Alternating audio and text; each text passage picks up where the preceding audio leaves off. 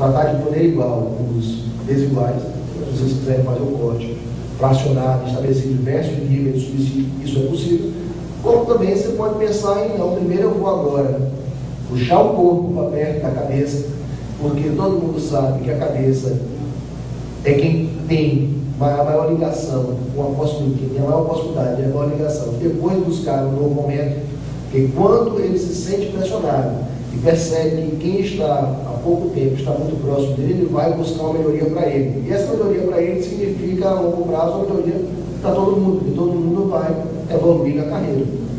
Então, essa é uma alternativa que vocês têm. No que diz respeito à possibilidade ou não de incorporação de quem já tem vantagens incorporadas. Salvo engano, quando foi que houve a modificação em que as incorporações de gratificação de você, do servidor público federal, deixou de existir? Foi em 2001. Então, quem tem até 2001, aí vem a pergunta, isso leva, você vai levar isso como subsídio?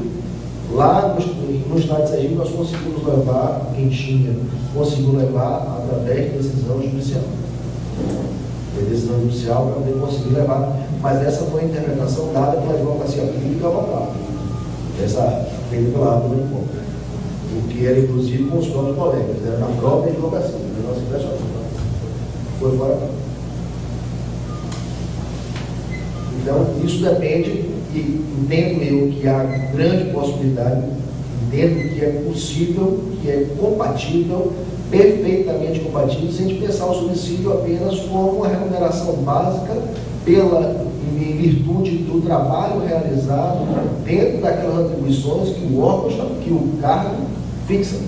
O subsídio é isso, é a sua remuneração básica para o exercício do cargo. Se você exerce uma função, você tem que ser remunerado pela função que exerce. Aí vem uma outra pergunta. Mas o subsídio, ele é parcela única. Como é que eu vou ter agora, se eu sou analista, como é que eu vou ter, além de ser analista, a função de diretor de secretaria? Como é que é possível ter isso, já que ele é parcela única? Ele é parcela única na teoria e para a doutrina e para significar que ele remunera o seu cargo, a sua função, o cargo para o qual você fez concurso. A função você estaria esporadicamente, vai estar hoje, amanhã não vai estar, pode estar também, mas isso não há necessidade. Então, existem duas maneiras.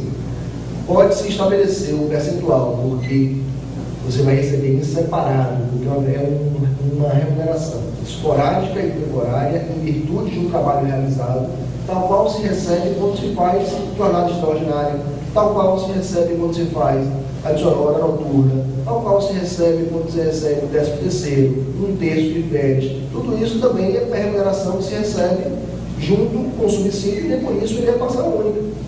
Então, o que é constitucionalmente assegurado ou o que é legalmente assegurado continua existindo junto com o subsídio, mas para a remuneração. A ideia do subsídio é deixar claro para a população o quanto o servidor público recebe.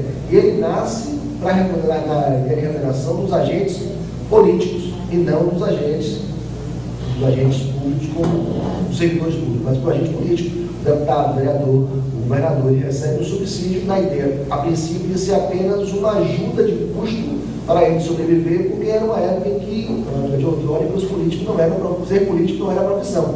Né? O sujeito era outra coisa e estava realizando o mandato e recebia uma ajuda para fazer por ele. Ele recebia uma parcela única para contemplar. E evitar que se tenha uma multiplicidade de pequenas parcelas que componham uma remuneração, sem que isso fique transparente para os outros. Isso foi trazido para a Constituição para outras carreiras, os poderes, o Ministério Público, as advocacias públicas, as polícias, e as demais carreiras, as demais cargos, os demais servidores públicos que estejam organizados em carreira podem também optar pela remuneração do subsídio. De vocês é uma opção, no nosso caso é uma obrigação. Apesar de que nem todos os estados cumpriram a obrigação. O Sergipe, há um ano atrás, a Defensoria Pública, depois da publicação da emenda, ela passou a tratar da sua própria remuneração e tratou sem ser por subsídio, porque eles enxergaram que a gente, que a advocacia pública, os procuradores sofrem hoje com o subsídio. Quando você pensa e ele vem um problema, ninguém quer saber do subsídio pelo subsídio mínimo. Quando alguém divulga o quanto vocês ganham, se preparem para divulgar o quanto ganha no teto. Quanto é quem mais ganha, o quanto ganha. Isso, que a lei vai estar lá, vai estabelecer e dizer, ó, isso aí tem só para apostar. Todo mundo ganha esse teto aí. Ninguém quer nem saber. Então isso é muito complicado, então você vai fazer uma busca por remuneração. Para vocês, recomendo criar escalonado de maneira que o ingresso na carreira seja baixo. Seja possível um pedágio para que se pule posteriormente e se evolua na carreira, porque quando se calcula o impacto para fazer concurso, se faz o impacto pelo salário de início. E se ele for alto, você não consegue emplacar a necessidade de gente, porque eles nunca tem dinheiro. Então, é melhor que o ingresso na carreira seja mais baixo e que você tenha verdadeiramente uma carreira. O que aconteceu e o que acontece hoje com o subsídio é que a carreira, na verdade, acabou. E aí poderia estar o equívoco de quem implementou carreira. As carreiras acabaram. Porque você pega quem ganha menos e quem ganha mais no Ministério Público, a diferença é irrisória. Para quem ganha menos e ganha mais na magistratura, a diferença também é irrisória. Isso em qualquer nível. Lá na Procuradoria Geral do Estado de Sergipe também não tem grande diferença não. Então a gente também errou porque a gente fez, isso foi feito em 2005 e foi feito sob uma ótica diferente. Não era feito sob a ótica de quem queria ganhar mais, que éramos nós novos chegando e tentando implementar. Então hoje, quem eram os mais velhos se aposentaram, hoje nós temos que gerir a casa e está dando um transtorno enorme na gerência da casa. Mas esse é um problema do gestor, não é um problema do servidor. Eventualmente, nós estamos lá com gestores também, então estamos sofrendo alguma coisa em virtude disso. Então, hoje, é necessário realizar concurso e temos dificuldade em realizar concurso porque quando se faz o impacto é alto, porque o salário inicial também está alto, o subsídio inicial acabou ficando alto. Então, a gente está trabalhando a evolução do projeto de lei para escalonar o crescimento. É necessário que você tenha em mente que antes você tinha um aumento real todo ano, ou de 3 em 3 anos, ou de 5 anos, se fosse triênio, ano N, mas existem parcelas anuais. E todo ano, de período em período, significava um aumento, isso vai deixar de existir, é um aumento real, por isso deixa de existir. Então é necessário que você tenha isso em mente. E que se você tiver, porque isso gerava um aumento independentemente do número de vagas. Mas se você tiver a carreira estruturada com o número de vagas por nível, você trava e não consegue mais evoluir. Então a pessoa fica pelo concurso. E aí todo mundo sabe como funciona. Se faz o primeiro concurso, se faz o segundo concurso, se faz o terceiro concurso, você tem uma grande evasão de pessoas. Então você pode correr o risco de transformar a carreira numa carreira de passagem. Nós já passamos por isso. No concurso que eu fiz, entraram 40, 25 saíram, porque na época funcionava a situação. A Defensoria Pública do lado do Estado passou por isso e vinha passando por isso até o ano passado também. Né? Então, isso é natural. Se trava e não há perspectiva de evolução, todo mundo se faz culpar no concurso e vai embora. Então, é necessário que se faça sem número de vagas, para que você possa crescer automaticamente, a progressão de nível seja automática por tempo, do mesmo jeito que você crescia quando simplesmente envelhecia na carreira e ia agregando a sua remuneração os adicionais temporais. Então, isso é algo que precisam pensar na hora de formatar a legislação para que isso cresça. O que a gente está tentando fazer, e aí vem a dificuldade, é implementar essa evolução, aproveitando para também voltar a implementar a avaliação periódica de desempenho. Então, evolui-se desde que é aprovado a avaliação periódica de desempenho.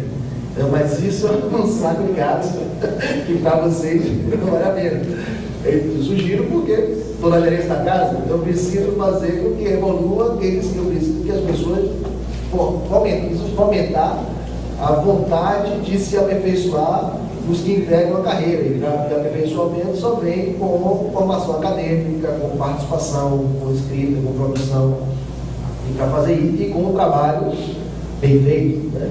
A pessoa que trabalha, você pode priorizar e valorizar quem se dedica mais, quem trabalha mais. Então, essa avaliação periódica de desempenho e anual, ela seria o o toque para que se pudesse fazer a evolução progressiva, nível a nível, dividindo a carreira em 7 níveis.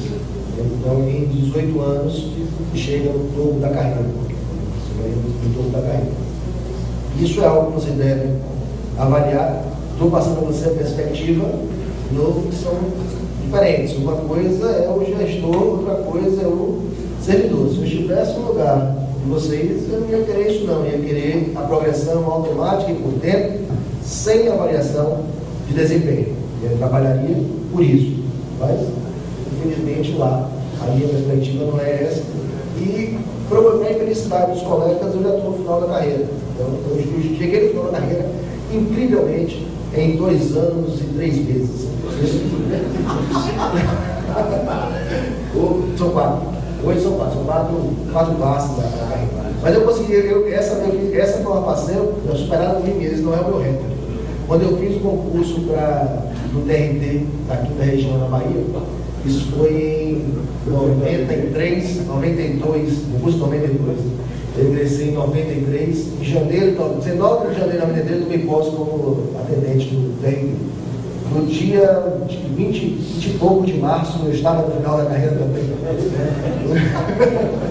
Porque eu dei sorte 2 vezes na vida. Eu fiz. Não acontece mais, não. Porque eu tive a sorte de entrar no momento em que os concursos estavam sendo feitos, que a máquina estava crescendo e seguia ampliando, e tudo estava vago. Então, para poder chamar o pessoal do concurso, era necessário pegar quem foi posto primeiro e botar para cima, né, para pagar embaixo. Eu dei sorte de estar nessa leva e fui empurrado para cima pelo tempo, independentemente da minha vontade, independente da minha dedicação. Mas hoje a gente sabe que isso não acontece mais. Hoje, quem te tem, você entra, e quando olha para cima, eu vejo isso desespero no rosto dos colegas no dia a dia. Né? Os colegas que entraram no último concurso têm 5 anos e não mudaram de nível. Estão lá do mesmo jeito de quando entraram, porque não tem perspectiva nenhuma. A carreira é composta. Hoje nós somos 64 em atividade, só tem na faixa de entre 35 e 45, os que estão no topo somos 80%. Então, do jeito que estão fazendo conosco, né, que o funcionário público não se aposenta mais, ele morre. Né? Trabalha até morrer. Essa antes era uma sina única dos advogados. O advogado também não se aposentava, morria no fórum trabalhando. Né? Meu pai está com 76 anos, está caminhando para cumprir a profecia. Ele levanta, vai todo dia, trabalha todo, não tem condição nenhuma de parar, porque ele não se preparou para parar. Então, os advogados, e nós, servidores públicos, estamos correndo para isso também. A reforma da Previdência ela é feita no estilo Jack Estripador, né? Feita por partes. Então, vamos fazer em pequenas partes, não se muda, não, porque nós não vamos nos aposentar, nós vamos correr trabalhando.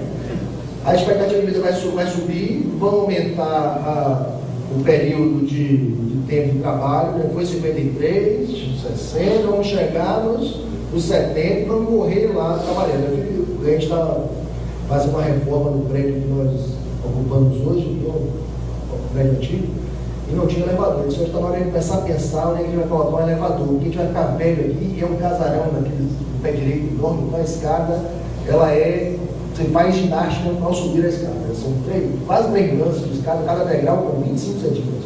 Isso vai chegar uma hora que nós não vamos mais aguentar subir. Então, melhor a gente começar a imaginar onde é que vai ficar o elevador externo para subir com nossas bengalas, nossas cadeiras de roda. Porque a gente vai morrer trabalhando. Então, essa é a perspectiva dos colegas novos, deve ser também do grupo que entrou há pouco tempo na carreira de vocês. Eu olho para frente e disse, eu não consigo evoluir, eu não vou evoluir na minha carreira, eu não vou conseguir chegar em cima, porque as pessoas que estão lá, né, os cargos já estão ocupados, as pessoas são jovens e vão ficar lá por muito tempo. E se elas não vão se aposentar, não vai abrir vaga. Aí você vai ter que torcer para no Congresso haver um caído para poder conseguir progredir na carreira.